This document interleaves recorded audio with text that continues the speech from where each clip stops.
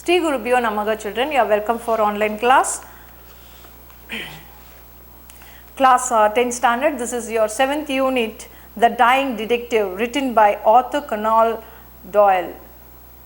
Sir Arthur Conan Doyle from 1859 to 1930 was a British detective, fiction writer and featuring the character of Sherlock Holmes. Doyle has written over 46 such short stories. The notable works include stories of Sherlock Holmes and the Lost World.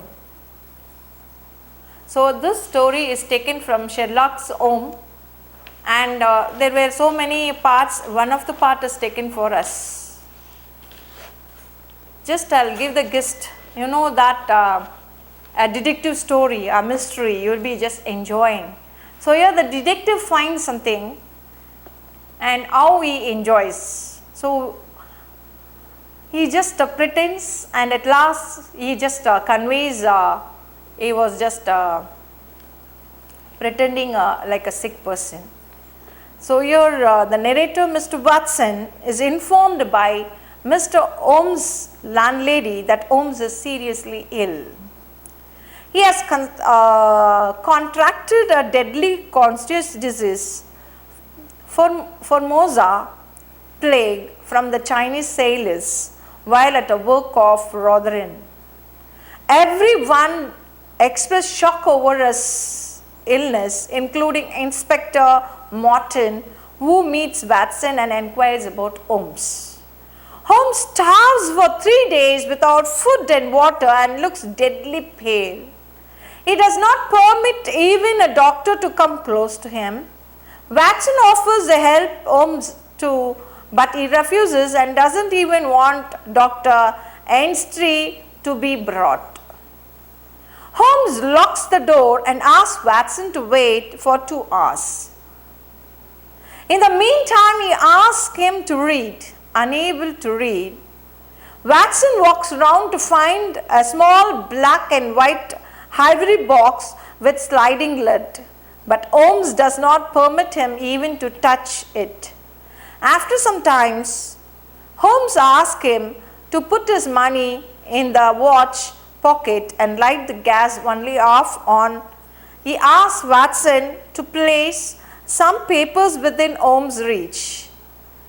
Before Watson leaves to bring Mr. Coverton Smith of 13 Lower Street, Burke Street, who according to Holmes is the only highly knowledgeable person about East disease.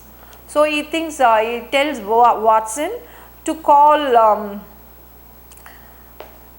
Mr. Coverton South, who is well known for the Eastern disease, and he just Watson gives an idea that he can call some other doctor, but he is not accepting.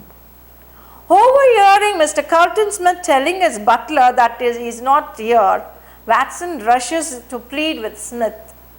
So here he just requests him and with the butler, and he requests him to come. Pretext of an appointment, Holmes meets Mr. Smith and informs him he knows everything about the symptoms of the disease. Mr. Smith also speaks of Victor Savage, who died of the same disease on the 4th day. But Holmes insists that it was only Smith who killed him. But Smith is sure it cannot be proved. So it cannot be proved. So yes, Smith also been killed like that, and it cannot be proved. So he want that Coverton Smith to come and give a treatment for him. So Watson also thinks that he is calling Coverton for to help him really, but at the last he finds and he just tells that he was a culprit and he was the person who murdered the case. So he just tells. So to make the case very interesting, for 3 days he didn't take food and he was pretending as if he was sick.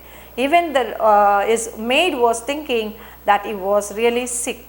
At last he proves that Coverton was the murderer for the Smith case, and now he just gives he was just making it the a help from Watson to bring him, and at last he proves the case how it is. So we will go for the lesson, children. The dying detective Arthur Conan Doyle. The detective Sherlock Holmes was seriously ill. He wanted to meet his assistant Watson. He asked his landlady to get him. Watson was surprised to see the condition of his master. Was Watson able to save his master? Read on to know more about the underlying story behind Holmes' sickness. Mrs. Hudson, the landlady of the Sherlock Holmes, came to me and said, Mr. Holmes is dying, Mr. Watson. For 3 days he has been sinking, and I doubt if he will last another day.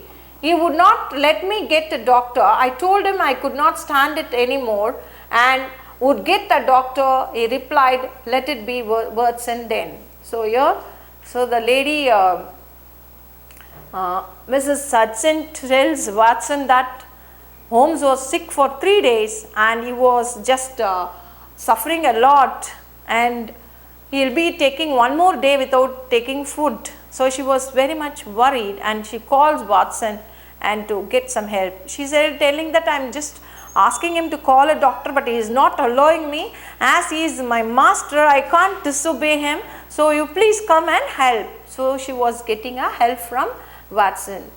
I was horrified, for I had not heard about his illness before. I rushed for my hat and coat.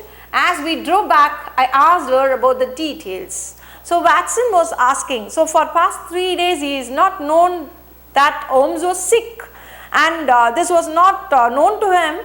If he had known early, he would have gone. So he felt very bad, and he felt that very worried that a friend was sick and he was not helping timely. So he just takes the coat, and he just, as we drove back, I asked her about the details. So he was asking about the details. There is a little I can tell you, sir. He has been working on the case down at Rotherhithe near the river and has brought this illness back with him. He took a bed on Wednesday afternoon and has never moved since. For 3 days, neither food nor drink has passed his lips. Why did you not call a doctor? I asked. He wouldn't have it, sir. I didn't dare to disobey him. So here he just says that Watson is asking why for past 3 days he is like that. Why you didn't call the doctor? So the lady is just telling that Mrs. Hudson is telling that she was a maid of him and she can't disobey the master. So she is not able to do. So she is feeling sad for that. It was indeed a sad sight. In the dim light of a foggy November day, the sick room was a gloomy spot, but it was. So it was indeed a sad sight. In the dim light of a foggy November day, it was a foggy November day, and that it will be very chill, and this time fever means it is very, the sick room was a gloomy spot, but it was the gaunt face staring from the bed that brought chill to my heart. His eyes had the brightness of fever, his cheeks were flushed and his hands twitched all the time. He lay listless. So she was just complaining what all he was doing. His face became gaunt, staring from bed, and that brought chill to my heart. He was feeling very chill to his heart. His eyes had the brightness of fever. So eyes telling that he was having fever, and his cheeks were flushed. So his cheeks were flushed and his hand twitched all the time. He lay listlessly. So he was having severe fever, and so he was not able to cure out. My dear fellow, I cried. My dear fellow, I cried, approaching him. Stand back, stand right back, he cried. So here he was telling, he was very, you know that your friend is very sick, you'll be going, running and rushing, and you'll be hugging him. And you want to go like that, but it is not possible for him to do so. Why? Because he is warning him. My dear fellow, I cried, approaching him. stand back, stand right back where you are. So your Holmes is just telling him, stand back and stand where you are, just stand back there, right back there.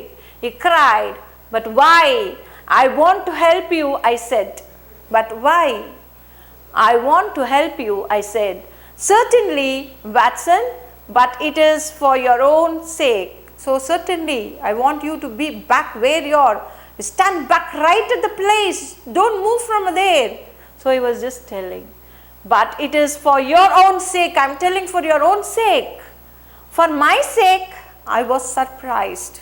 So Watson was surprised. For my sake, he was surprised. I know what is the matter with me. It is a disease from Sumatra. It is deadly and contagious. Watson, that's it by touch. So it is very spreading disease. Don't come near to me. So I got from somewhere. So you must not get from me. So you be aware. Be where you are. Don't come near to me. Good heavens, Holmes, do you think this can stop me? I said, advancing towards him. So do you think that this will stop me not coming with you? So he is just moving and he stops. He was just saying that you must not move, stop. If you will stand there, I will talk. If you don't, you must leave the room, said my master. So Holmes is saying, if you are listening from standing there, you can listen, otherwise you can go out. I will not be ready to speak with you, better you go away. So yeah, this word meant, and he felt a little, I have always given in to Holmes, but now my feeling, as the doctor were aroused, I was at least his master in the sick room. So even he is a doctor, he felt that he was a master for him and he want to obey him. So because of his sickness, we must not feel that as a master I am not obeying him. Holmes, I said, you are not yourself whether you like it or not. I will examine your symptom and treat you. So Watson is saying, see, I am a doctor, I will come, I will just see what is your problem and I will check and I will be just giving you a treatment. So he was just feeling. Holmes, I said, you are not yourself. So Watson is saying, Holmes, you are not yourself nowadays. You have changed a lot. You like it or not, you are interested or not, you like it or not, I want to come and examine you. I will examine your symptom and I will treat you. So I am a doctor, I will come and I will just treat you. So as the doctor, no, because Holmes is pretending to be a sick person. If Watson comes, he can find it out. So he is acting that he must not know. So he is just stopping him to come near him. So here it is still, it is clear, children.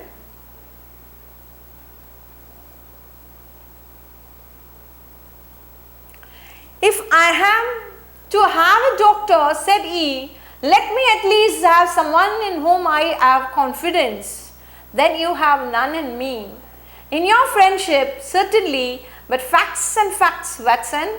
You are a general practitioner, not a specialist of this disease.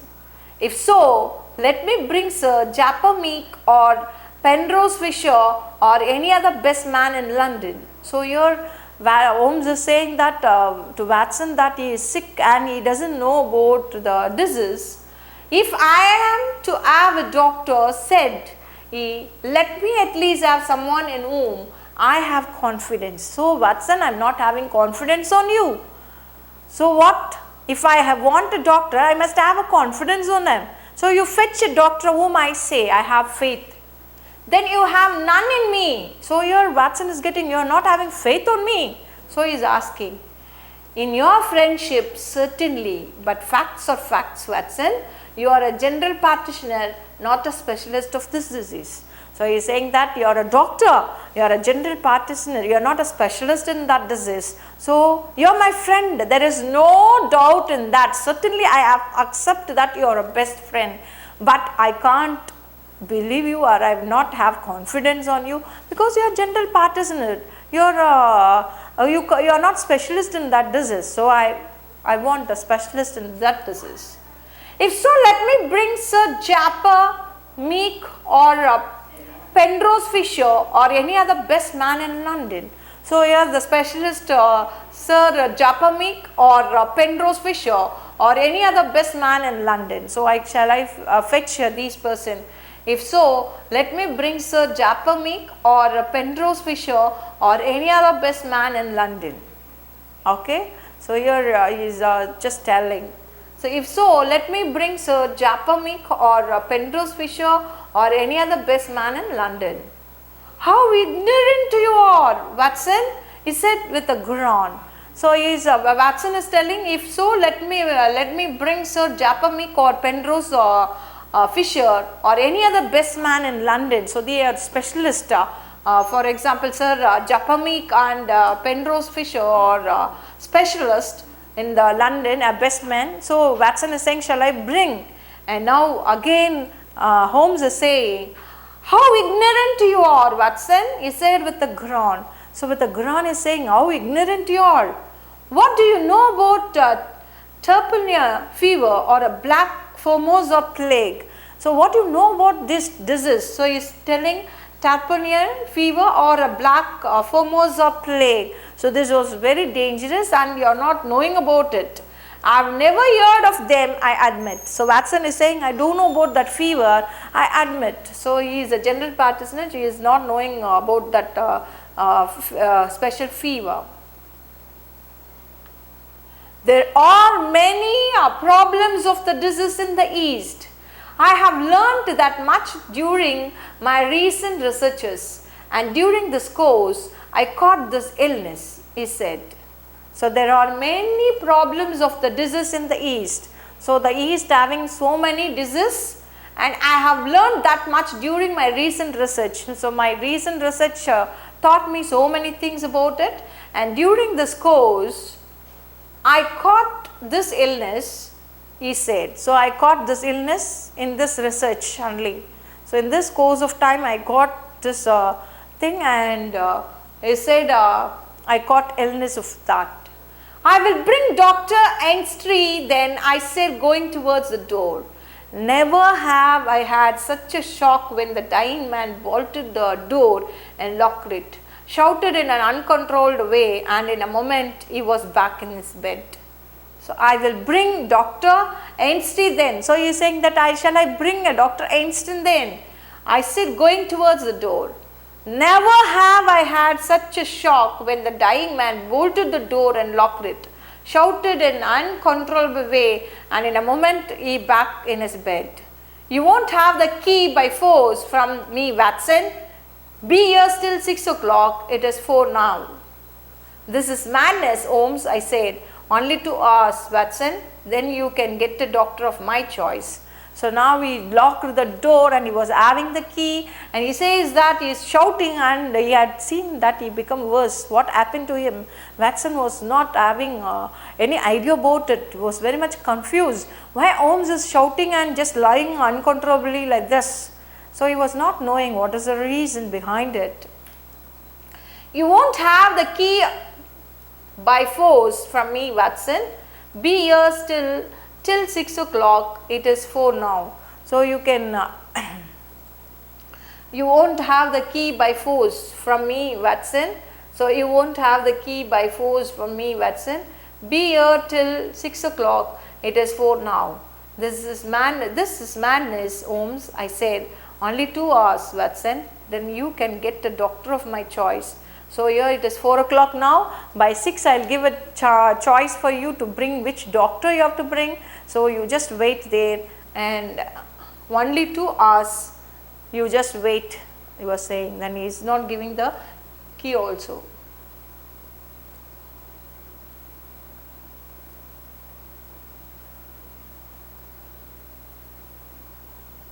So you can, so he says that 2 hours is there, you can read some books. You can read some books over there. At 6 we will talk again. So now it is 4 o'clock, you can wait and read a book, and 6 o'clock after 2 hours we will be meeting. Unable to settle down to reading, walked slowly round and round, looking at the pictures. Finally I came to the mantelpiece, where among other things I saw a small black and white ivory box with a sliding lid. As I held it in my hand to examine it, I heard a dreadful cry. Put it down, down at once, Watson, he said. I hate to have my things touched. Sit down, man, and let me have my rest. So now what is Watson is doing? He started reading the book. While he was reading the book, he noticed, so unable to settle down to reading, walked slowly round and round looking at the pictures. So he was having a book and he was not able to read. He was going round and round the book and he was not having a mindset of reading.